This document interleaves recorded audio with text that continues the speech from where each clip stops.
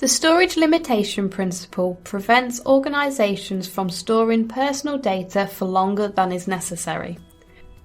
To achieve this, you must have appropriate technical and organisational measures in place to check that data isn't being retained longer than is actually needed.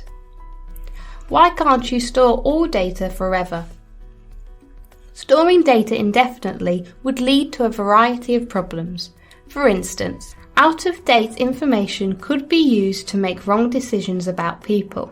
If you receive a subject access request, holding more data than you need makes this a longer and more difficult process. The more data you hold, the more you stand to lose in the event of a data breach.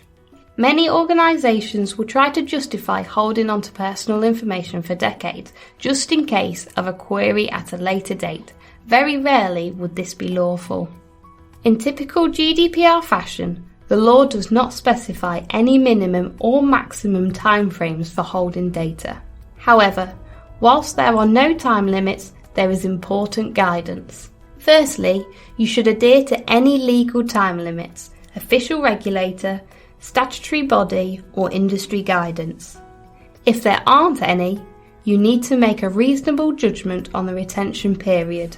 You should also consider that different types of data will require different storage timescales.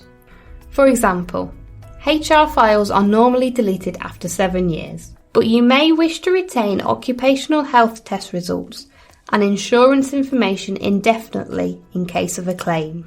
However long you keep the information, always make sure that records are kept secure. While storing data, you need to regularly review the length of time you keep personal data for. Consider the purpose or purposes of the data when deciding how long to keep it. Securely archive or delete information that is no longer needed for these purposes, including archives and backups. Data retention policies. Having clear retention periods is required under the GDPR, and retention policies, whilst not mandatory, are very useful in helping organisations comply with the storage limitation principle. Any policy should list the types of information held, what it is used for, and for how long the organisation will keep it. Your data retention policy needs to be flexible enough to allow for the early deletion of data if appropriate. It should be noted that small organisations undertaking occasional low-risk processing are not likely to need one of these policies.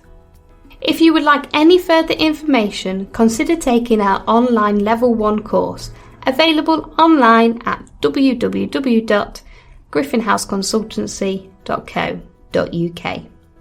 I've been Jane for the Griffin House Consultancy. Thank you for watching.